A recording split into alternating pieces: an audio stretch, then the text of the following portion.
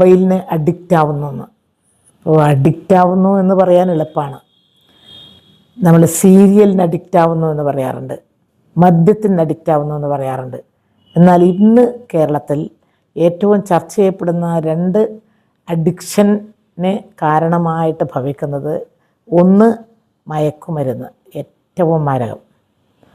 കുട്ടികളെയും പ്രായമായവരെയും ലിംഗവ്യത്യാസമില്ലാതെ സ്ത്രീകളെ ഉൾപ്പെടെ ഇന്ന് ഏറ്റവും അധികം ബാധിക്കുന്ന, ഏറ്റവും ആപത്തിലേക്ക് നയിക്കുന്ന ഒരു കാര്യമായിട്ട് മയക്കുമരുന്ന് മാറിയിട്ടുണ്ട്.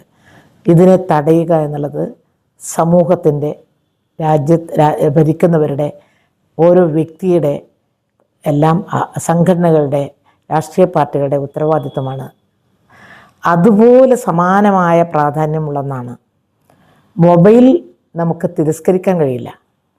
മൊബൈൽ നമ്മൾ കയ്യിൽ കൊണ്ട് നടക്കുന്നത് ഒരുപാട് ഉപയോഗങ്ങൾ അതിനുണ്ട്. മയക്കുമരുന്ന് പോലെയല്ല, ഒരുപാട് ഉപയോഗങ്ങൾ ഈ ആധുനിക കാലഘട്ടത്തിൽ, ഈ ഡിജിറ്റൽ യുഗത്തിൽ ഏറ്റവും അത്യാവശ്യമുള്ള ഒന്നാണ് മൊബൈൽ. നമുക്ക് ലോകം നമ്മൾ കയ്യിൽ കൊണ്ട് നടക്കുകയാണ്. അത് നമുക്ക് ഉപേക്ഷിക്കാൻ പറ്റില്ല, ഉപേക്ഷിക്കണമെന്ന് ആരും പറയുകയുമില്ല. ഇതിൽ നിന്ന് രക്ഷപ്പെടുത്തുക എന്നുള്ളതാണ് സമൂഹത്തിൻ്റെ ഉത്തരവാദിത്വം. ഇതിൽ നിന്ന് രക്ഷപ്പെടുക എന്നുള്ളതാണ് ഓരോ വ്യക്തിയുടെയും കടമ.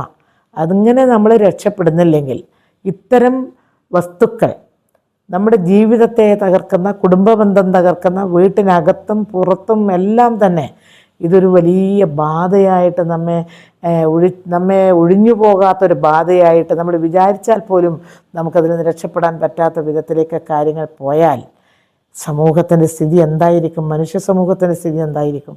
ഇത് ഒരു രോഗമായിട്ട്, പ്രത്യേകിച്ചും നോമോഫോബിയ എന്നിടത്തേക്ക് കേരളത്തിലെത്താൻ പാടില്ല. അങ്ങനെ ഒരു രോഗത്തിന് ചികിത്സ തേടാൻ ഇടയാവുന്ന ഒരു വിധത്തിലേക്ക് നമ്മുടെ സമൂഹത്തെ കൊണ്ടുപോകാൻ കഴിയാത്ത വിധത്തിൽ ഒരു വലിയ ബോധവൽക്കരണം ആവശ്യമാണ്. ആ ബോധവൽക്കരണത്തിൻ്റെ ഒരു നല്ല ഒരു ആശയം, ബോധവൽക്കരണത്തിന് ആവശ്യമായ നല്ലൊരു ആശയമാണ് ഈ വലയം എന്ന സിനിമയിലൂടെ വരുന്നത്. പ്രത്യേകിച്ചും അത് ഡിപ്പാർട്ട്മെൻറ്റിൻ്റെ, തദ്ദേശ സ്വയംഭരണ വകുപ്പിൻ്റെ എല്ലാം നല്ല പിൻബലവും പിന്തുണയുമുണ്ട്. ഇത്തരമൊരു സിനിമ കേരളത്തിൽ ആവശ്യമാണെന്ന് അത് എല്ലാവരും കാണുകയും അത് മനസ്സിലാക്കിക്കൊണ്ട് ഭാവിയെ ഓർത്ത് നമ്മൾ വളരെ ജാഗ്രതയോടുകൂടി നീങ്ങേണ്ടുന്ന ഒരു കാലമാണ് വന്നിരിക്കുന്നത്.